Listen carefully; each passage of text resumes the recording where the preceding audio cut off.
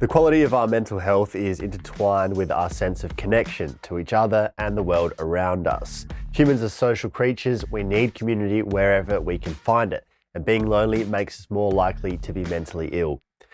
Ben is a musician on a mission to create connection his own way. Since April, he's been taking his guitar down every single street in the Adelaide CBD, singing and striking up conversations while raising money for charity. If you're on a street where no one's expecting you to see, no one's expecting to see you there, that's when those real connections start happening, those one-on-one connections. Oh, what are you doing here, mate? You know, it's like, oh, well, this is the project, this is what we're doing. They'll either start talking about either their journey with mental health, or they'll start talking about, you know, a relative or something. Ben's got his own mental health story and is so passionate that he's taken the Concrete Connection project on as a full-time job without the pay. This is Benjamin Roberts. Welcome to Youngblood, the volunteer video podcast dedicated to young men's mental health. I'm your host, Cal McPherson, and this is a platform for young men and their loved ones to share lived experience stories and show that no matter what you're going through, you're not alone. Suicide is the #1 killer of young people, and changing that starts with speaking up. So let's do it. This show touches on some tough topics that may provoke strong emotions. If you find anything in this chat distressing, please do whatever you need to do to look after yourself. This episode is sponsored by Ski for Life, an Aussie charity that does a phenomenal job raising money and awareness to support mental health and suicide prevention in the community. Go to skiforlife.com.au to find out more. Ben, how have you found connecting with people throughout your life? I've found it a bit trickier to connect with people. I don't know if I'm just reserved or, I find it, somewhat confronting. But I've found, probably up until now, when I'm a bit more aware of it, quite a tricky process. So going back to when you were a kid, like, how do you remember interacting with people and feeling like they felt about you, that sort of thing? When I was growing up, I did feel like, there was we had a good group of friends in primary school and high school, but then, that's an interesting question, and how they felt about me. I don't know. I've always had probably, some self-worth issues and questions within myself, and always wondering, how other people accept you and things like that. But I did have a good group of friends, but that was an interesting question. And then what about as an adult? Like, what do you find confronting about meeting new people, or do you find that there's a lot of that surface level interaction where people say, hey, how you going? You say, yeah, good. Yeah, what do you do for work? You say that, and then that's sort of it. What's been your experience of trying to connect with people on a deeper level? As in within the project? No, before, just throughout your life. I suppose I'm talking about some of perhaps the inspiration leading up to what you're doing now, because it's all about connection, right? So I'm interested in your history of connection and the role that's played in your life. Yeah, well, as I said, I've always found myself to be a bit reserved. And then, a lot of interactions are, g'day, how are you? Good, thanks. Yep, all right, good, see ya. And then, I've been a performer for a lot of my adult life. And, when I'm on stage and performing, I find, I've got a good connection with the crowd if the performance is going good. But then off stage, a lot of the time you've got to be, you're at the door, saying goodbye to guests, or trying to sell merchandise, or you're meeting people. People want to say g'day and, or good show, or talk to you about the show. I find in those moments is where I like to, well, I don't like to, but I find myself retracting and, stepping away and withdrawing from these moments, because I don't know if there's a bit of social anxiety involved or something, but it's those moments, particularly after a show, where I find, I want to become a bit more of a recluse. But, it is, trying to push through that at the moment. Yeah. So you're more comfortable expressing yourself through music, and you can put that out there on stage for people to connect with. But then when you're off stage and that veneer's not there anymore, that's a bit unnerving. Yes, that's completely it, because I've talked about it with a few of my musician friends before, that, a musician needs to be extrovert enough to be able to go out and perform on stage and, do project their art, but then also introverted enough to become the artist that goes, is a bit like a hermit and creates the art nearly in solitude. Yeah. So it is There's that kind of that cognitive dissonance between those two things, isn't there? Yeah. Depending, I mean, everyone's different, but the artist who wants to create on their own time and needs to be alone to do that, and then creates art and then wants to express it, but that doesn't necessarily go along with the kind of personality that actually wants to get on stage and show everyone. Yeah, that's that's it. It is a real, butting of heads really of two different worlds. And what about like your mates in adult life or relationships, people you've come across, connecting with them? The good close mates that I've got, we're pretty happy to be open and talking about things. Some of the mates I've got are, tradies and, blokey blokes that do keep their cards close to their chest. And, but I think, the connection is definitely there. It's just a bit more of an unspoken connection or connectivity really of, how we know things are okay. It doesn't necessarily have to be out completely on the table of how we're feeling. You can skirt around the edges and know and get a sense of that thing. But I think it's sort of the unspoken connectivity that, okay, something's wrong here, and, I'm here for you, mate, rather than, or something's right here, well done. It's just not overtly, in the output. So how do you show it to those guys that you're there for them, or that, encouraging them? Well, I just know I've got a few mates that have struggled, every now and then, and we don't talk that much. But just hope you're going well, mate, in a text, I think can be a great way, rather than just saying, coming out and saying, are you okay? I think something like, oh, hope you're going well, or how, asking more of a, how you been, rather than diving straight in. I think that could be a bit ostracizing sometimes. And what sort of a response do you get from approaching it that way? If I know that people aren't going so well, sometimes it can just be a thumbs up, and that's enough punctuation in itself, just doing the thumbs up emoji and things like that. But it's just depending on the situation. Sometimes I'll just send that message out just because I'm not sure how they're feeling. So sometimes it will be I think a lot of people say, yep, good, thanks, out of automatic response, whether it's real or not. But then, sometimes you can get a sense of, dependent on the reply, of what's going on, and then whether it warrants a phone call or, a catch up or something like that. So do you feel like you're able to pick up on that when your mates are struggling, and that they would come and speak to you and open up if they needed to?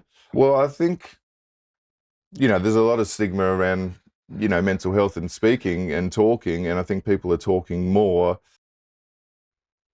But that doesn't always happen. I think people still shy away from having a conversation, despite being, proven that can be very helpful. Yeah. Have you had times where you've been able to be there for your mates though, and seen that make a difference? Certainly, yeah, and mates with me as well. But there has been times where people have contacted me and I've been able to help out. But a lot of people have helped me out as well. How do you feel being the friend in that position when someone's coming to you, having had some of your own struggles along the way? It's just natural give and take, where that's part of being a friend, but being someone that people rely on or can open up to, how do you go with receiving that? Well, I think receiving is, the key word there, because I'm not educated to offer advice. I don't walk in the shoes of, my friends. A lot of we live very different lives, and I think the big thing is just to have ears, really, to sit there and listen, even in silence, and let someone talk is, I think, one of the more beneficial things someone can do, because, as I said, I'm uneducated. I don't know exactly everyone's life experiences because I'm not with them every second of the day. So just to be ears is, I think, highly important, because if you can get someone talking, I think whether they know which way to go or not, they will start navigating their own path on which way to go if they can just start talking. Yeah, it helps people to be able to air it out and not have it trapped in their head. And often when we start speaking, we start working out what does and doesn't make sense. But I think it can be intimidating sometimes as the person on the receiving end if you go into it with the mindset of, I need to fix this problem, or I have to help find a solution. And how can you, unless you are a clinical psychologist or whatever it may be. But like exactly what you said there, you simplify it by just listening and having ears and sitting in that space with people and allowing them to talk, and then saying, what can I do to help you, or what do you need from me, and keep it that simple. Yeah, I think it is. Yeah, just jumping over to a mate's house and just sitting with them. I mean, if someone comes to a problem, it's easy for someone to say, oh, well, maybe, don't drink too much, or maybe don't, eat so much takeaway food, and then on the way home you're going through the Macca's drive-through, or, you're picking up a six-pack or something like that, Yeah, I think, you can't give advice to people when, I think it's hard to give advice to people when, you haven't lived in their shoes, and I think it can be easier said than done sometimes. It can just come off as judgmental or make people defensive. Yeah. I think listening's the biggest thing. What about connecting with yourself throughout your life? Have you felt connected to yourself? Yes and no. I think, there's a connection. Well, a connection with myself is, a constant conversation, I think, in my head, and in my life, it's a constant battle to keep that conversation positive. And so the connection with myself has been, a lot of the times quite negative, and I need to be quite active in trying to make those conversations and those connections with myself positive to be able to keep pushing forward. In terms of that self-talk? In terms of that self-talk, I need to make sure that I'm talking to myself in a way that's, always positive. I am worth it. I am, I should be doing this. I should be doing that. You're good at this job, or you're good at, you're doing a good job, because a lot of the time it has been, quite the opposite. Do you know where that negative voice comes from? I don't know where that comes from. I had a great family with parents that were together, in a good space, in a good community. And I don't know where that comes from. I don't know where that is instilled from, because I don't know where that comes from. I've been trying to work that out. I guess that's part of the mystery sometimes. Sometimes there's an obvious answer to that, where people have had a really rough upbringing or abuse, trauma, whatever it might be. And then with mental health, sometimes you don't have any of those things to point to, and people still have that experience. And then there can be, I don't know about you, but a level of guilt that comes along with that sometimes, when you think, well, I should be grateful. I've had everything that someone should want, and yet I still feel this way, and my brain's still wired this way, conditioned this way. And we don't necessarily have all the answers to that, but your experience, regardless of the reasons leading to it, it's still totally valid. But I've had other people on the show in the past who've struggled with depression in particular, who on paper their life's great, and it just makes them hate themselves more, because they don't have something that they can point to and say, oh, that's why. Well, that's it. Regret, guilt, shame, and then, anxiety, and just weight of, and not really knowing why. It's interesting. How have you gone expressing that to people?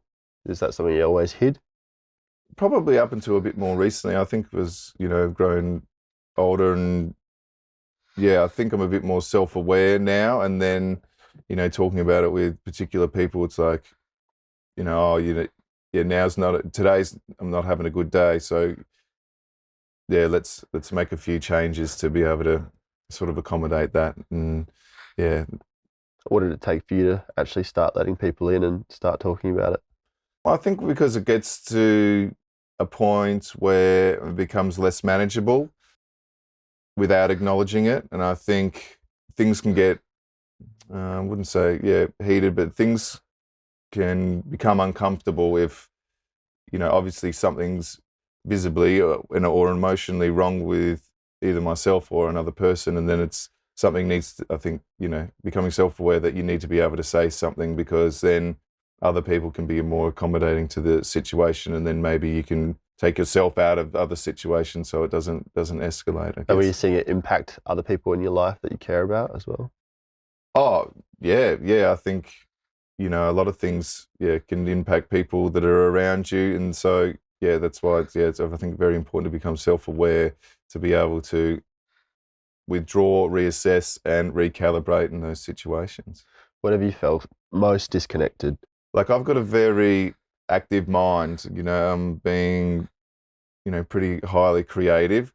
And then when you add, a little bit of depression on top of that, that's where I find, my mind's always thinking about creating something or doing something, particularly with music is, my general art form. And then you add something like depression, which sort of is pulling you away as well. And then you have this sense of this weight that's pulling you out of these situations, perhaps in which you should be a bit more actively involved in. And then you're also thinking about things to create as well.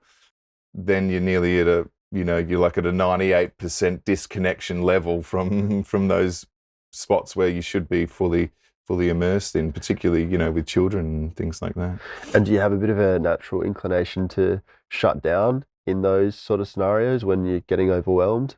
Yeah, I think that would be, it's interesting. Once it sort of becomes physical as well, like a physical weight, which nearly feels like it's pulling you out of into a shutdown. And then so you're trying to think creatively as well, but you're also not wanting to engage in the situations that are happening. And when you feel that coming on, have you learned things that you can do to mitigate it? Yes, yeah. Now, I'm not pretending to be a scientist or anything like that. Or I'm just talking about what works for you. Yeah, this is what works for me. And I sort of, the analogy for me is a bit like if you go out to the garden, there's the tap that's right out the back, and you turn it on, hasn't been turned on for like a year or two, and then all the water in that's brown, dirty water, and it's just built up there. And that's sort of what it feels like for me if I'm starting to get overwhelmed and starting to get that weight. I need to get my heart pumping. And I worked this out when I was just playing in the backyard with my children. I was feeling a bit overwhelmed. I was getting that withdrawal from the situation. I was, disconnecting. And they were just doing sprints in the backyard, back and forth. And then they're like, come on, Dad, come on. And I'm like, oh, okay. Got up and, did a couple of sprints, and then it was nearly like I'd turned that garden tap on and flushed it until it started running clear again. And, the blood was pumping around my body. I don't know the science behind it, but then I started to feel better. I don't know, maybe if it was because I engaged or if it was just, a quick heart pump to pump all of the blood around the body. I'm not too sure, but that was particularly one. And, so movement, yeah. I mean, it's proven that exercise helps, but it wasn't as if I was going out for a 5K run or anything like that. It was just like a 30-second burst of, a little bit of high intensity running. And then that just... And running with your kids probably made you smile, probably made you laugh or something. Yeah, laugh, smile, and actually flip from a disconnect to a connect, Yeah. Well, I think that's part of the thing with depression or feeling overwhelmed. Our body's, in a way, telling us to shut down and stop and not take any action. And part of that can be we just feel worse and worse and worse because you get in that funk, and then the longer you're in it, the harder it is to get out of bed or the harder it is to get moving. And then when we do get moving, we often can feel better, like the endorphins are released, action leads to more action, and more inaction leads to more inaction. So it's a bit of a tricky thing. But yeah, I like that. It's a very, simple, simple fix, but you're just saying what works for you there. And I think men in particular, movement and being physical is a huge part of our mental health. Yeah, completely agree. Yeah, so a couple of things. Yeah, well, that one was just one and that's more like, something immediately needs to happen, because that's when it gets to, an end where a point where it can, affect the people around you. It's not good for a father to be down and disconnected when his children are playing in front of him and things like that. So, there is, I do go through a pretty checklist, a bit of a checklist when those things do happen, because, I do some physical work, in trades, and I had done for a long time before I sort of pursued music full time. And, one of those things, it's as simple as drinking water sometimes. Sometimes it's simple as, and you'd work alone for a while and then, or have I actually talked to anyone today, and not necessarily talked about my problems or talked about, things that are going on, just actually talk to someone. I think, as we said before, sometimes you find your own way, and particularly if you're feeling overwhelmed or in, doing trade work and things aren't going right and you are a bit bottled up and oh, okay, and then water. Have I drunk water today? Have I actually talked to anyone today? Am I eating right? Am I eating shit? What are these things that are making me feel overwhelmed? And that comes, I think, a bit more in age where you can become a bit more self-aware about these triggers. Oh, did I drink too much soft drink? Things like sugars and things start to really affect you as you get into your later 30s. If you have a binge on some lollies or, soft drink the night before, it's nearly as worse as a hangover for me anyway. Yeah. Yeah, and often when you look at those things, have I drunk enough water? Have I talked to someone? Am I eating well? Am I sleeping enough? The answer can often be no. Yes. To all of those things. Mm-hmm. And if you're feeling shit, you're more likely to eat shit, sleep shit, not talk to people, and not drink enough water or do what you need to do. So yeah, actually going through, and I've heard this from a psychologist we've had on the show, actually break down the basics of, am I doing the simple things that you need to do to actually take care of myself as a human being? And often you can look at those and be like, I'm actually not, and correcting those can go a long way to no shit making you feel better. Yes. And I think that, and I don't think that happens as much in your 20s. Well, for me, I think generally we can bounce back pretty well. And I think, as we get a bit older, it becomes a bit trickier. And as I was talking about before, with having a lot of, self-worth, negative conversations with myself, you're a piece of shit. Oh, you're not good enough. Why are you doing this? You're not worth this. Why are you on this podcast? Why are you doing these things? You shouldn't be on stage with these people and things like that. And those conversations, and then you do look for positive affirmation in bad things, like alcohol and things like that, and eating bad. And it's like, well, I need to make myself feel better. Where am I going to get this positive affirmation from? And I'm just going to go have a drink, or I'm going to go have something. But of course, the cheap highs make you feel worse. Yeah, and they're bad places to go, because maybe they're a band-aid solution for the immediate couple of hours that you need to suppress these negative thoughts, but then and then comes the next day when you're feeling the repercussions from these things. Yeah, and it only intensifies. Mm-hmm. In your song Anthem, you sing about being in hell and not wanting to drag others down and needing to get out of there. Is that speaking to personal experience? Has it gotten that intense for you? Yes, well, yeah, so that is a song a bit about, turning to music, and, in talking about mental health and the stigma that surrounds it. There was a point, and I wrote this song probably around May or June last year, and I was, in a bit of a bad place, and I thought I had a friend to turn to, and I wrote, hey mate, can we please talk? And when you get a message from a mate, it's generally like, okay, well, something's not right. It's like, oh yeah, mate, yeah, I'm busy, okay. And then another message a few days like, hey mate, can we talk? It took 3 messages, and then it felt like, that I don't know, to me, again, wasn't in a good place. So I felt like I was trying to drag people down, and then, the thing with mental health, the songs are also a bit about the stigma of, okay, we're in a society now where people are starting to talk about it, and, understanding that talking is probably a good thing to do, but then the people receiving it don't know how to act. How do we actively listen? Or they might think, well, I don't have any advice to give, I'm not depressed, or I'm not experiencing what you are, so how can I offer it? But as talking, it's just, as we were talking before, it's more about just listening, and it can just be confronting for people too. And I think people, as hard as it is for people to talk about it, I think it's as hard for people to be able to be the listener as well. So I think it's about, both sides of the stigma, I guess. So that's what a bit that song's about. And were you able to talk to your mate at that time in the end? We got there eventually, Yeah. yeah. And so the song also, it's the sort of big choruses at the end. I need an anthem to get out of bed. So for me, it was turning to music and really listening to music more so than writing it.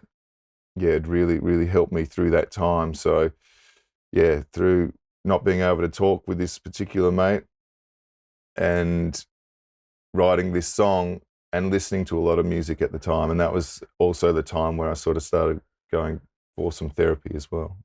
What does music do for you? Yeah, when the human interaction is there to talk, it gets everything off my chest or out of my head and puts it, I like to call it like the paper bank. If I'm, have feelings, good, bad, ugly, beautiful, then they go down, and then I can get them down on the paper or even just into your phone or things like that. It is like a form of journaling for me, or it is a form of therapy, like we were talking about when we get people starting to talking, they can find their own way. And I find that's a bit like the same with songwriting and things like that for me.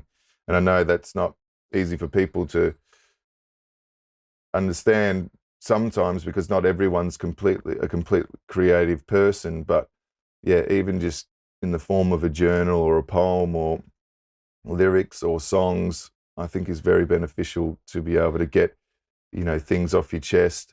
Because, if things stick around on your chest for too long, then they start to suffocate you, I think. That's right. And it's just finding a way of getting it out there. It can be journaling for some people. Talking is good, Yeah. but often we can't talk, or we don't feel like we have the people to talk to, or we're not ready for that. And so expressing it in some other way. But yeah, the worst thing you can do, even though it's the easiest seemingly in the moment, is to just keep it inside yourself and try to pretend like it's not there. But ultimately it gets to a point where that explodes out of you or can manifest in a dark way. And even in relationships and things like that, even just saying things straight away or, not building up resentments and stuff, I think is a good thing too, because although it seems confronting, generally it's not as bad as you make it out to be in your mind. Yeah, you've got to have the hard conversation. Yeah, have the hard conversation early before it turns to concrete. Yeah. And speaking of, where did the idea for the Concrete Connection project come from? The idea sort of came about around this time last year. And I was thinking, and it was around this time last year, I'd sort of just gotten out of this from the May, June, July period of not having a great time. We were also getting up to the lead up for the start of this year where my son would start school. So then I had 2 children at school, which I would have this, 5 days in which I'd have from 9 till 3 o'clock, in which I'd be able to pursue something. And I've always wanted to pursue music full time. And I was also watching a guy skateboard solo across America. And he was doing it, he had a GoFundMe and he was raising money for sort of like a youth centre in which helped sort of at-risk youth pursue different dreams opposed, giving them other options other than drugs and alcohol and what they can do with that. So I was watching this and I'm like, oh, how can I do something like this? I'm not going to skateboard across Australia, I do love skateboarding, but I'm not that good. But what can I do? How can I play music every day? How can I raise some money for some probably quieter voices that need raise awareness and raise money for charities that probably don't have the voice that they need, or they don't get, the government funding like some of the other big organizations do. And, what other places are there that could need some help? And then I thought, well, maybe I could perform on every single street of the Adelaide CBD and raise money that way, busking. And then I thought about the GoFundMe. And then I thought, oh, well, maybe I could do that as well. And then maybe I could turn it into a podcast too. And then, so yeah, a lot of things just snowballed, and all the marriage of a lot of things all happened all at once to sort of create it. So how does it work with the playing your music on all these streets and then doing the podcast, and how does that all roll? Okay, well, it was rolling a lot smoother last school term. And when the school term starts again, I will go pretty hard to the end of the year. But it sort of starts with me either the night before or the day planning on where I'm going to start, I spend around 20 minutes on each street playing, and then, once a week or every couple of weeks, I'd like to do a podcast as well. So, And who are you doing the podcast with?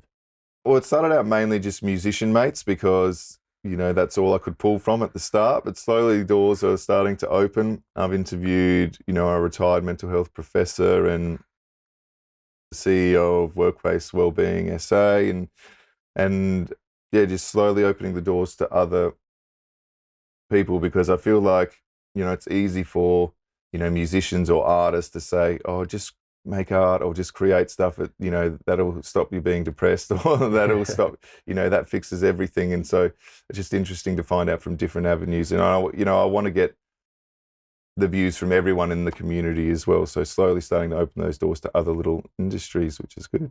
And when you're rocking up and playing, there are always people on the street, or sometimes there's no one there and you're just playing and people maybe come out to see what's going on? Or most of the time there's no one.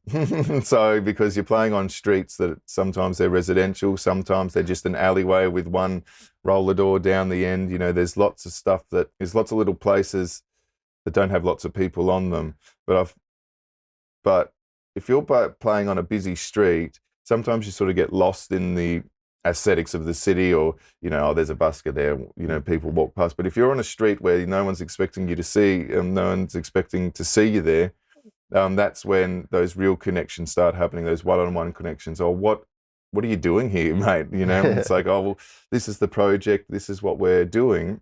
They're like, oh, they'll either start talking about either their journey with mental health, or they'll start talking about, a relative or something, or, my sister's got borderline personality disorder. Everyone knows someone. Everyone knows someone. And then the people that don't talk, it's nearly like you can see in their eyes that they want to, but there's still a bit of the stigma attached, particularly with older men. You can nearly see it in their eyes. Oh, that's great, mate. And then, yeah, nearly can feel their, the heaviness of their heart as they walk away. And other people are, just like, oh, okay, that's cool, and just keep walking. So, Yeah. So it's quite interesting, but it's those one-on-one connections in those random encounters is where... That's what you're doing it for. Yeah, is what... So you feel like it's really been achieving its goal? You've had quite a few people coming up and being able to have those conversations? Yeah, I think it's achieving its goal in that sense. Yeah. Yeah, so I would love to be, out there a lot more, but, I need to try to work as well. Well, that's it. You're doing this as a volunteer. It's a massive commitment to take that on. How are you going with the motivation and getting through all those 577 streets, I believe, in the CBD? How it's something that's huge to take on, and I know what it's like to have a good idea and be like, that's cool, let's do it, let's start doing it, but then to actually see it all the way through is another thing. So how are you going with keeping it going? I think having big breaks is good. So I've had a bit of a bigger break at the moment because of the school holidays. Yeah. So I think that's good. And I had to have another week or so off because, I have to work. Yeah, I want to go pretty hard now to at least till the Christmas holidays. But the motivation is coming back, and I think having breaks is a big thing about doing that. But, I'm up to about 180, nearly 190 streets. And once that kicks over to a 200, I reckon the motivation will kick up again. So I'm now got less than 400 to go. So that's already a lot. Yeah. And at least you're getting the reward when you do go out and do it, of getting to have some of those conversations and people coming up and having a chat. And is that fulfilling for you when you get to have those chats with people?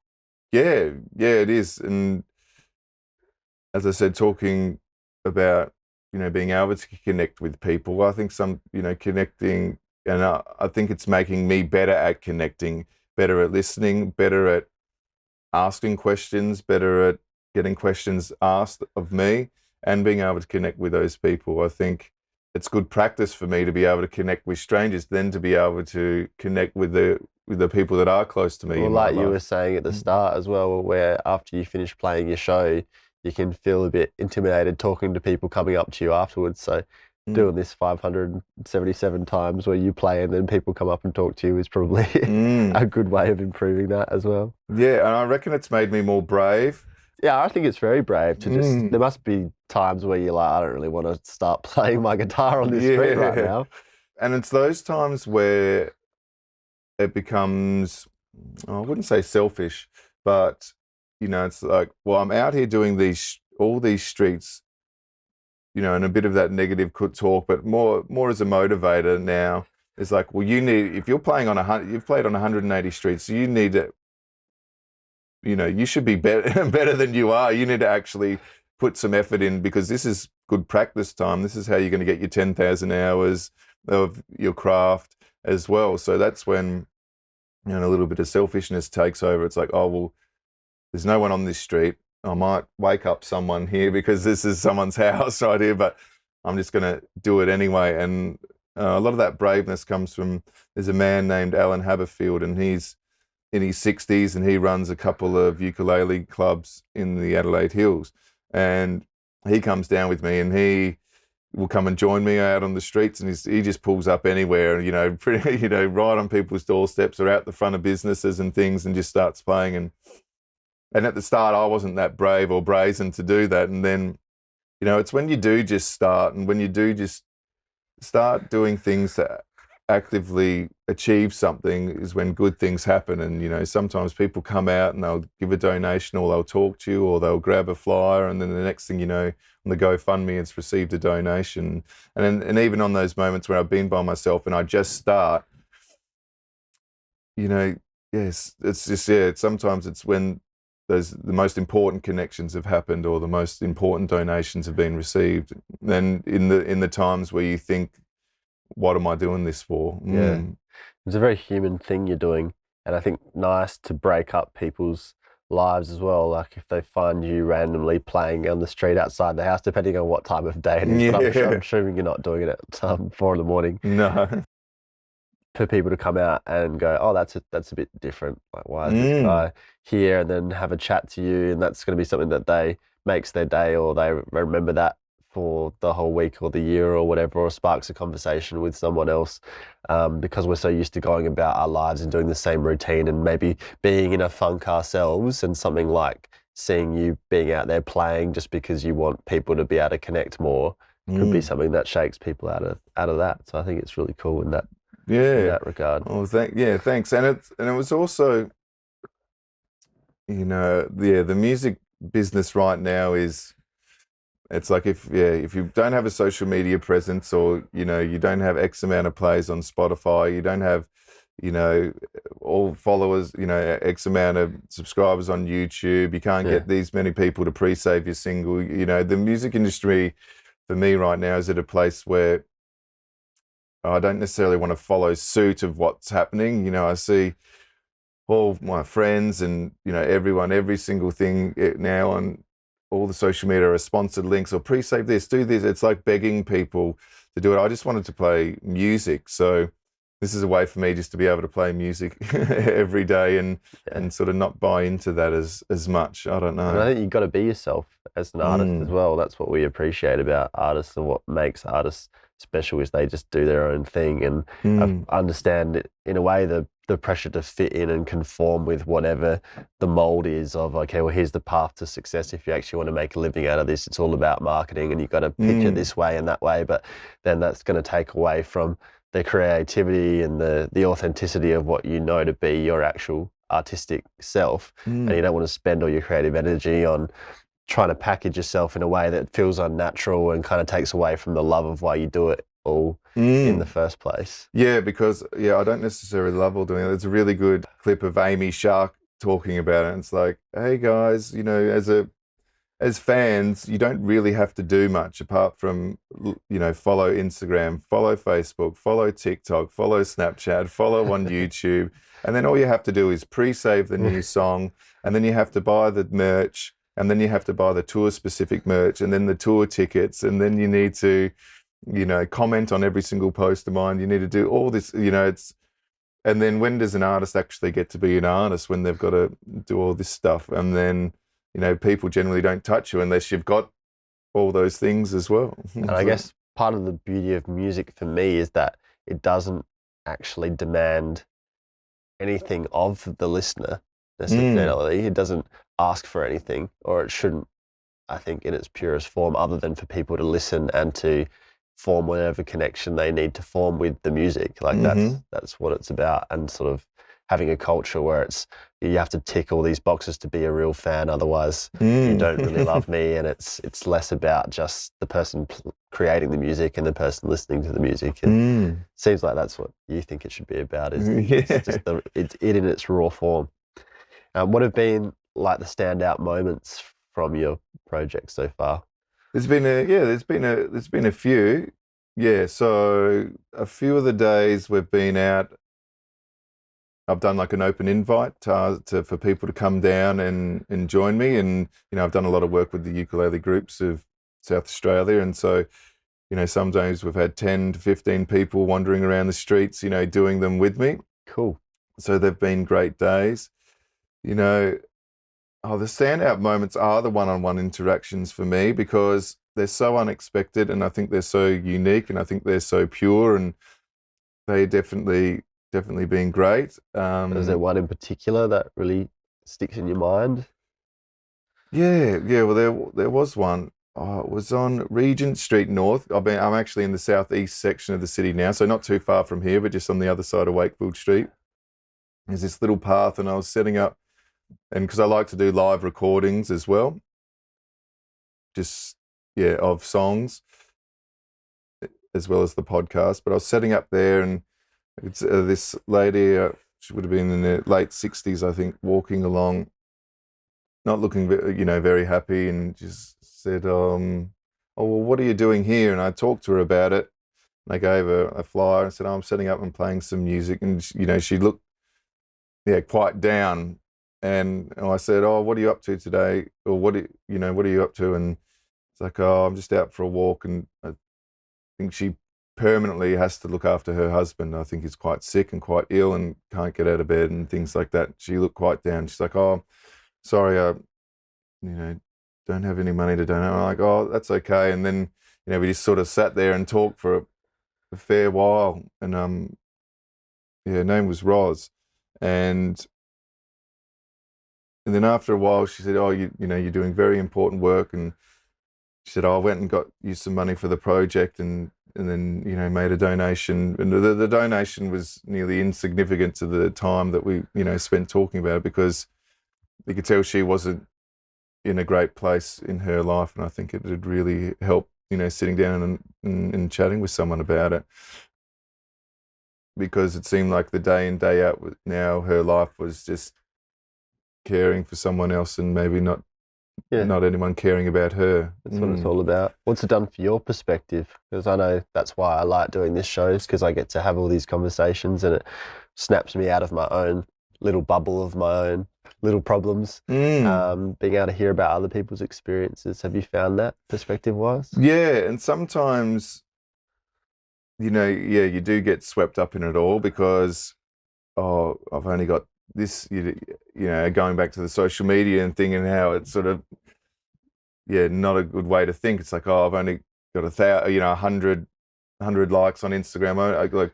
It's still really only in its infancy, but you do get swept up in those things. But then it's like, well, then I'm able to make a donation to this charity, or donate to this charity, donate to this one. And then you just get a letter, or you get contacted by one person saying, how much this is helping, or you get a email from someone that's listened to one of the songs, and they're like, "Wow, this, I'm in a similar spot as this." And I think, they do say if you can help one person, then the job's done. And so hearing those stories, and how much the donations, or how much the journey, or how much the awareness, or how much the song has helped someone, is enough, despite doing it all with less than 200 followers. It's so and you got to be able to take those wins, and not forget that that's what you're doing it for. And then when you're actually achieving that, let yourself feel that and be happy about it, rather than just go, "Oh yeah, but I've only got X amount of followers and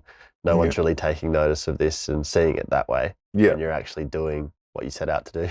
Then people are taking notice as well, whether, I think we're in a society now, people do look at stuff, they don't necessarily like everything, so people do take notice, and Yeah, and you I just think won that national award as well. So yes, congratulations with that.